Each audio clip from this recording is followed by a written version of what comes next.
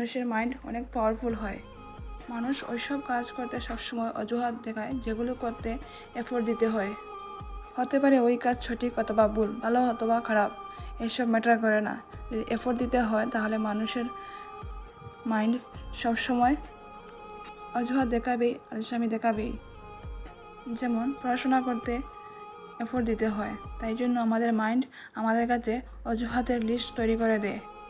ভোরে ঘুম থেকে উঠতে পারো না কারণ তুমি রাত্রে দেরি করে ঘুমাও। আসলে কি কেউ বলেছে যে তুমি দেরি করে ঘুমাও? কেন তুমি দেরি করে ঘুমাও? আবার যখন দিনের বেলায় পড়তে বেশি তখন অনেকেরই ক্ষুধা লেগে যায়, আর ক্ষুধার্ত অবস্থায় পড়াশোনা হয় না। আর যখন আমরা খেয়ে নেই, এত বেশি খেয়ে নেই যে তখন আর পড়া হয় না। এত আলসামি আমাদের মধ্যে কাজ করে। তারপর আমরা ভাবি যে পড়াশোনায় তো মন বসছে না, মুডটা একটু ফ্রেশ করে নেই, মোবাইলটা একটু দেখে নেই। আর ঠিক তখনই মুড ফ্রেশ হওয়ার জায়গায় মনটা আরও খারাপ হয়ে যায়। যখন বুঝতে পারি যে মোবাইল চালানোর জন্য আমাদের অনেক টাইম নষ্ট হয়ে গেছে সোশ্যাল মিডিয়া দেখতে দেখতে, তখন আমাদের মনটা ভেঙে যায় এবং কি করব বুঝে উঠতে পারি না। তো এখানে মূল কথা হলো যে তুমি তোমার মাইন্ডের কথা যদি শুনে চলো তাহলে তোমার মাইন্ড তোমাকে ধ্বংস করবে। মাইন্ড সব সময় সেটাই চুজ করবে যেটা তোমার ভালো লাগে, আর এটা সব সময় খারাপ জিনিসই থাকে।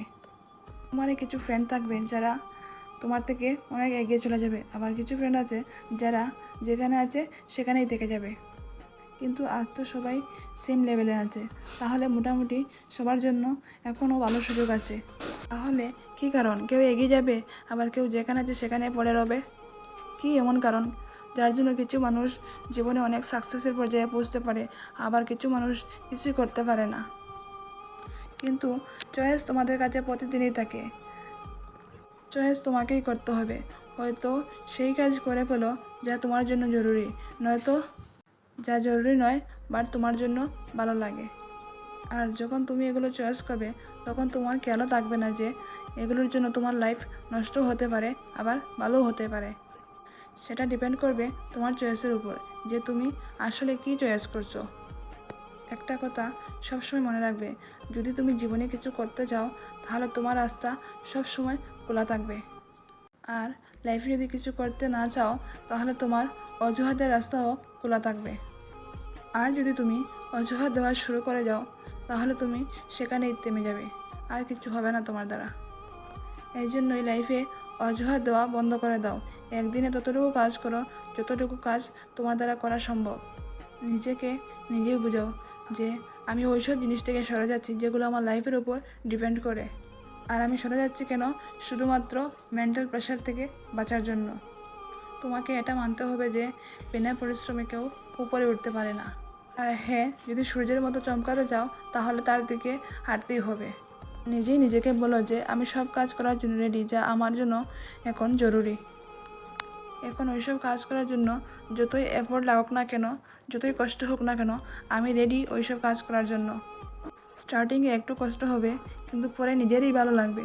সুতরাং একদিনে তুমি যতটা কাজ করতে পারো ততটা করে ফেলো। যখন আমাদের কাছে চয়েস আসে কিছু করার জন্য তখন তুমি সেটাই চয়েস করো যেটা তোমার লাইফের জন্য সবচেয়ে জরুরি। আর যে কাজে তুমি করবে সেটাতে তোমার সর্বোচ্চ দেওয়ার চেষ্টা করো, আর নিজেকে বলো যে আমি এটা করে দেখাবই। তো হ্যালো বন্ধুরা, আমার এই আজকের ভিডিওটা তোমাদের কেমন লাগলো? আশা করি ভালো লাগবে। আর যদি ভিডিওটা ভালো লাগে তোমাদের, আমার পাশে থাকবে এবং ভিডিওটা বেশি বেশি করে শেয়ার করবে এবং সাবস্ক্রাইব করে রাখবে যাতে পরবর্তী ভিডিও ছাড়ার পরে তোমাদের কাছে নোটিফিকেশন চলে যায়।